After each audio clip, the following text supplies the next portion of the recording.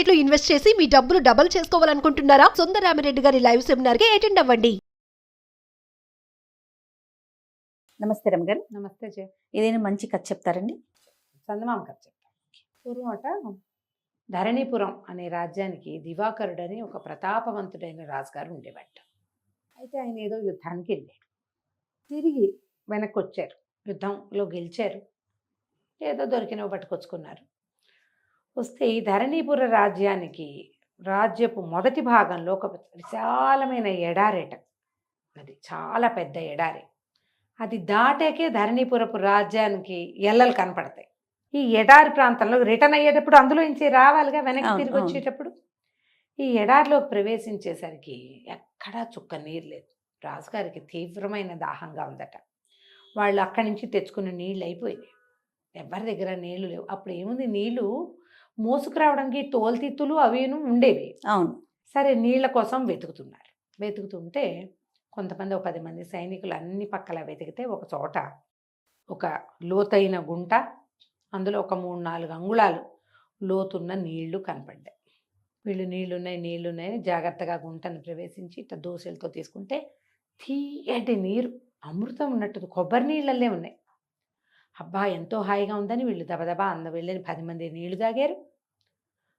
రాజుగారికి ఒక తామరాకు దీంట్లో ఇట్లా దొప్ప నిండా 2-3 దొప్పల నిండా నీళ్ళు పట్టుకొచ్చారు. ఆయన తాగి ఆశ్చర్యపోయాడు. ఇదేమిట్రా ఇట్లా అమృతోపమానంగా ఉన్నాయి నీళ్లు, ఇంత ఎడారిలో నీళ్ళ ఎక్కడిది ఇది అని ఆశ్చర్యపోయాడు. మొత్తం ఈ వెళ్ళిన సైనికులు అందరూ, ఉన్న వాళ్ళందరూ తాగిన నీళ్లు తరగల. చిన్న గుంటల్లో నీళ్లు తీసే మడ్డొచ్చేస్తుంది చివరికి. మామూలుగా మనం ఊటబావులు అవి తీస్తాం కదా, చిన్న చిన్న ఊట గుంటలు తీస్తారు, నీటి గుంటలు. కాసేపటికి మళ్ళీ వదిలిపెట్టేయాలి నీరు తేరడానికి. కానీ అది అట్లా లేదు.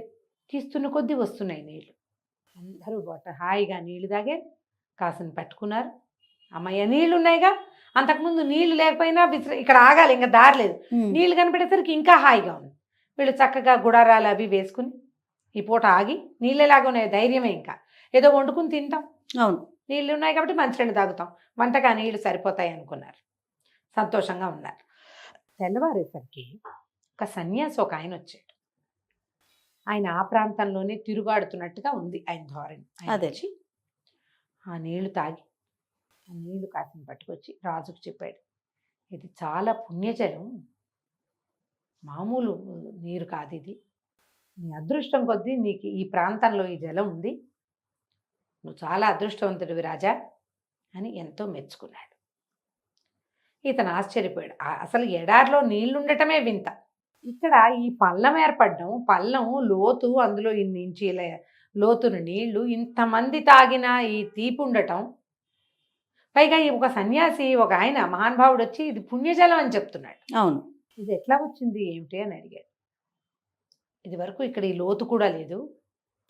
కిందటి కొంతకాలం క్రితం ఇక్కడ వాన పడింది. వాన పడ్డాక ఏముంది, ఇసుక వానంతా లాగేస్తుంది. వాన అయిపోయిన తర్వాత ఒక పిచ్చుక ఎక్కడి నుంచో వచ్చి దానికి దాహంతో నాలుక పెడచగట్టుకుపోతుంది.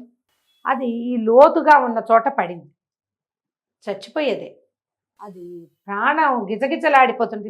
పిచ్చుకలు కొట్టేసుకుంటాయి కిందకి, మనకి ఏదైనా అట్లా నూరారిపోవటం లాంటివి వస్తాయి. అది కొట్టుకుంటుంటే దానికి ఆ నేలలోని చెమ్మ దాని రెక్కలకి తగిలింది. తెలిసింది ఏం లేదు అక్కడ, పైకి లేదు. ఈ పిచ్చుక ఇట్లా దొరలటంతో ఇసుకలో ఉన్న తడి తగిలేసరికి అది రెక్కొంది. కాసేపటికి ముక్కుతో తవ్వితే లోపల ఇసుక తడి తెలిసింది. ఆ తడిని బాగా పీల్చుకుని సంతోషంగా వెళ్ళిపోయింది. బతికింది. పిచ్చుక ఏం చేసింది, ఇట్లా అన్నది కదా, అంత గుంట పడింది. మర్నాడు ఒక గద్ద పైన తిరుగుతూ నీటి కోసం వెతుకుతోంది.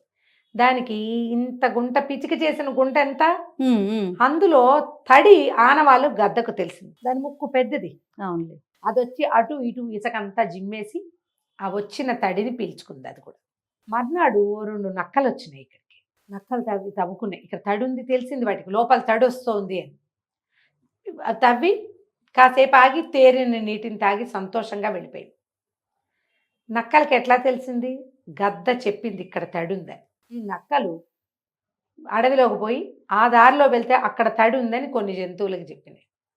ఆ జంతువులు వచ్చి అవి దొర్లి ఇది పిచిక చేసింది ఇంత, గద్ద చేసింది ఇంత, నక్కలు ఇంత చేసి, ఎలుకలు ఎలుగులు ఏగోళాలు ఇంతంత చొప్పున చేసి చివరికి కొన్ని ఏనుగులు వచ్చి దీన్ని పెద్దవి చేసినాయి. బా. ఈ జంతువులు తాము తీసుకున్న రుచిని ఇంకో దానికి తెలియజేసి దీన్ని పెంచినాయి. ఎప్పుడు వానబడినా ఇక్కడ స్టే అయిపోతాయి, నీళ్ళు ఉండిపోతాయి అందులో. జంతువులు సంతోషంగా వచ్చి ఇక్కడ నీళ్ళు తాగుతున్నాయి. అవి ఒకటికొకటి సహాయం చేసుకోవటం వల్ల ఇది పుణ్యజలమైంది. ఈ జలాన్ని గౌరవించు రాజా అని చెప్పెళ్ళాడు సన్యాసి. రాజుగారికి అనిపించింది, ఎంత బాగుంది, ఎంత బాగా జరిగింది, అమృతంలాగా ఉన్నాయిగా నీళ్ళు, ఓ పని చేద్దాం అని చెప్పి చకచక ఈ సైనికులందరినీ బెతాయించి దీన్ని విశాలమైన తటాకంగా చేశాడు. నీళ్ళు ఊరినే, ఫుల్ నీరు వచ్చింది, అడుగునుందనమాట జలం. కానీ విశాల తటాకం చేసే రోజుల్లోనే రాజు కనిపించేది ఏంటో తీపి లేవు నీళ్లు. మొదట్లో తీగా ఉండేవి. క్రమంగా ఏం చేశాడు, ఒక పెద్ద తటాకం అయిన తర్వాత చుట్టూతా గోడ కట్టించాడు. ఇక్కడ కొంతమంది సైనికుల్ని కాపలా ఉంచాడు. ఈ దారే పోయే వాళ్ళకి ఎవరైనా ఇక్కడ ఉన్న వాళ్ళు సత్రం, భోజనం అన్నీ అరేంజ్ చేశాడు. ఎందుకంటే ఇదేమో ఏమంటారు, ఎడారే. అవును. ఈ ఎడారంతా దాటితేనే కానీ ఊరి ఎల్లలు తగలవు. బయట నుంచి వచ్చే వాళ్ళకి ఇదే ఆసరా, మన ఊరి నుంచి వెళ్ళేటప్పుడు కూడా ఇదే ఆసరాగా ఉంటుంది. ఈ సరోవరం తవ్విచ్చాడుగా, దానికి దివాకర సరోవరం అని తన పేరు పెట్టుకున్నాడు. అవతల ఒక దేవాలయం కట్టించాడు, ఓ సత్రం కట్టించాడు. దేవాలయంలో ఉద్యోగులు ఉన్నారు, సత్రంలో ఉద్యోగులు ఉన్నారు, చెరువుకి కాపలా ఉన్నారు. ఈ పనులు చేయడానికి ఎంతమందో పనివాళ్ళు వచ్చారు. బోళ్ళంత మందిని ఇక్కడ పెట్టాడు. అక్కడి నుంచి ఉద్యోగులు మారుతుండేవాళ్ళు, 6 నెలలకి 3 నెలలకి, ఆ 3 నెలలు ఇక్కడ చెయ్యాలి. తర్వాత వాళ్ళని ఊళ్ళోకి రప్పించి ఇంకో గుంపుని ఇక్కడికి పంపేవాళ్ళు. కొద్ది రోజులకి ఈ నీళ్లు తాగడానికి పనికి రావని పుట్టింది ప్రథ.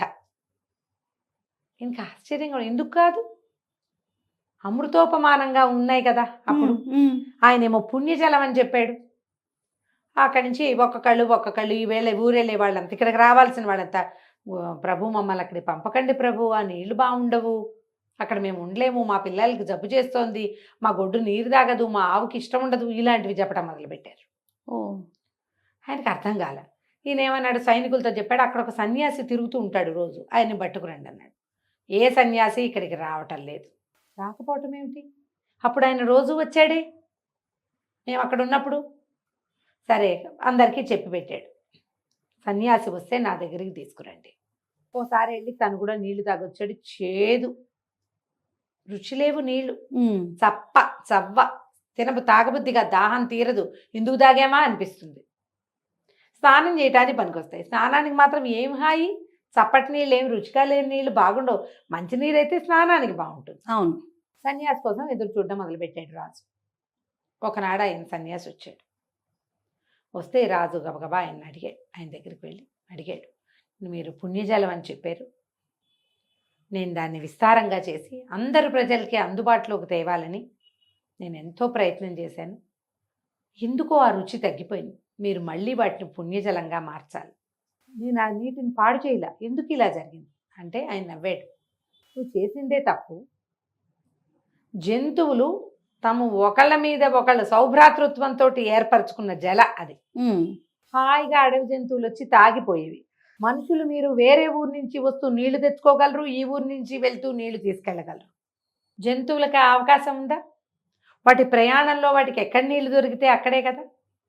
నువ్వేం చేసావు, నీ పేరు ఇచ్చేదానికి చుట్టూతా గోడ కట్టి ఒక్క జంతువుని లోపలికి రానివ్వకుండా చేసావు.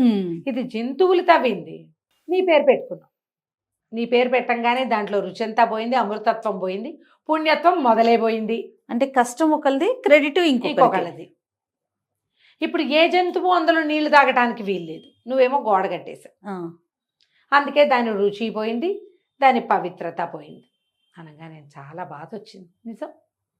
సరే ఏం చేశాడు, మొత్తం గుడి గోపురం మొత్తం గుడి వదిలేశాడు. ఆ దారి వెళ్ళే వాళ్ళు దండం పెట్టుకుంటారు, చుట్టూతో ఉన్న గోడ తీసేసి మంచి పని, సత్రాన్ని దూరంగా పెట్టి ఎవరైనా తాగొచ్చు. తటాకానికి చుట్టూతా మెట్లు గిట్లు అన్ని కట్టారు, మెట్లు గిట్లు మొత్తం తీసేశారు, ఏం లేవు, ఒట్టి పళ్ళం ఉంది అక్కడ, నీళ్లున్నాయి. మొత్తం మెట్లు అన్నీ తీసేశాక ఆ రోజు రాత్రి తిరిగి వచ్చేస్తుంటే సైనికులు కొంతమంది చెప్పారు, అడవి జంతువులు వస్తున్నాయి నీటి దగ్గరికి అని. మళ్ళీ సంవత్సరం రాజుగారు వెళ్ళేటప్పటికి ఆ తటాకం ఇదివరకు అంత పెద్దది కాదు, ఇప్పుడు చిన్నదే ఆ తటాకం. కానీ ఇట పురుషుడు నీళ్లు తాగితే అన్నం తినక్కర్ల, అంత హాయిగా ఉన్నాయి ఆ నీళ్లు. ఆయనకు అర్థమైంది ప్రతిదానికి మన పేరు పెట్టకూడదు, ప్రజలకు అందించాలనే ఉద్దేశంతో దాని ఒరిజినాలిటీని పాడు చేయకూడదు అని చెప్పి దండం పెట్టేసుకున్నాడు. ఓకే. ఆ దారిలో ఎప్పుడు అడవి జంతువులు నీళ్లు తాగుతూ కనపడేవి, అలాగనే అవి మనుషులు తాగడానికి పనికిరాని నీరుగా ఎప్పుడూ లేవు. ప్రయాణికులు ఎవరైనా ఆ నీళ్ళని వాడుకునేవాళ్ళు, ఆ సత్రంలో భోజనం చేసేవాళ్ళు, ఆ దేవాలయంలో దర్శనం చేసుకునేవాళ్ళు, హాయిగా ఎవరి దారిని వాళ్ళు పోయేవాళ్ళు. జంతువులు యథేచ్ఛగా రాత్రి వేళలో అక్కడ నీళ్లు తాగడానికి వచ్చేవి. కథ కంచికి మనం ఇంటికి. అద్భుతమైన కథ రమ్మగారు. నమస్తే అండి. నమస్తే జయ.